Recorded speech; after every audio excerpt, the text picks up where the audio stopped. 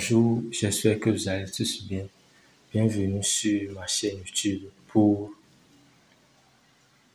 la suite du cours de pisciculture intégrée. Depuis un certain temps, nous avons commencé à parler de la pisciculture. Donc, concernant ce même domaine, nous allons parler du rendement des poissons. Les poissons sauvages se développent plus lentement que les poissons cultivés et le nombre de poissons sauvages dans un étang dépend de l'environnement naturel. Par conséquent, la production piscicole basée sur des poissons sauvages aura des rendements plus bas que celle basée sur des poissons cultivés. Naturellement, les poissons d'élevage se développent plus vite que les poissons cultivés parce que les poissons cultivés sont d'abord ont été d'abord sélectionnés, les poissons d'élevage ont été d'abord sélectionnés. Et en plus de cela, ils jouissent d'une bonne alimentation. Donc, et lorsqu'on prend le cas des poissons sauvages, les poissons sauvages ne jouissent pas de tout l'entretien que les poissons d'élevage ont. Donc, vous comprenez là naturellement qu'une production piscicole basée sur les poissons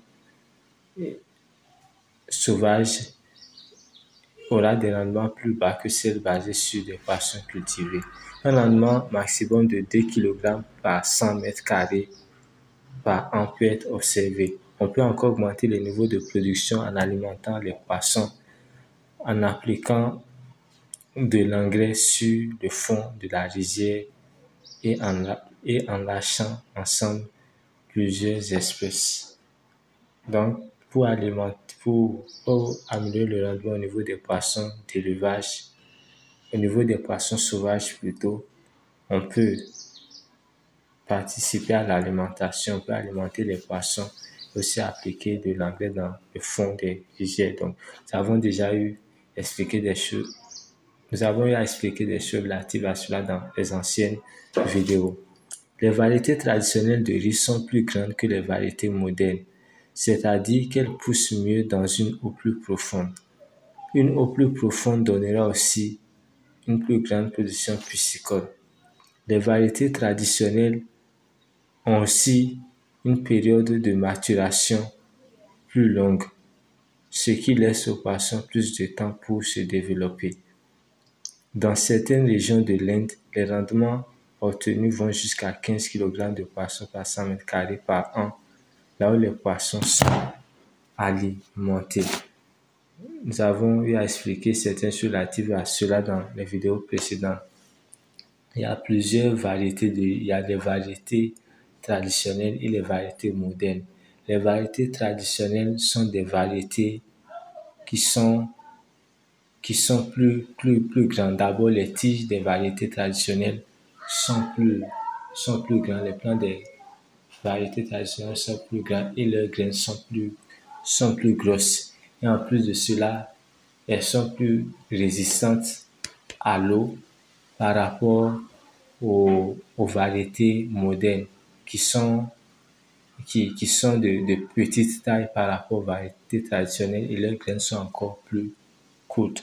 Donc, l'avantage d'utiliser des variétés traditionnelles pour l'élevage pour la riziculture est que du fait que les variétés traditionnelles ont des tiges de taille plus grande, ont des plants de taille plus grande, on peut augmenter le niveau d'eau de la rivière. Et si le niveau d'eau de la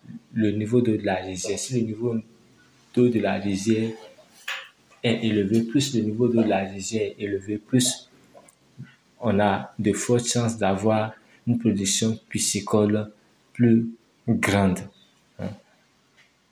Alors, un autre avantage encore, c'est que les variétés traditionnelles ont un cycle de maturation encore plus long. Et cela permet aussi d'élever les poissons durant une longue période, contrairement aux variétés modernes qui ont un cycle de production, un cycle de maturation court. Donc, en Inde, des gens ont eu à faire certaines expériences, ce n'est pas en Inde seulement, même dans, dans d'autres régions où, avec la riziculture, lorsque certaines conditions sont respectées, on peut avoir 15 kg de poissons par 100 mètres carrés. Merci de m'avoir suivi. À la prochaine pour une nouvelle vidéo. Nous allons parler des autres systèmes de riziculture.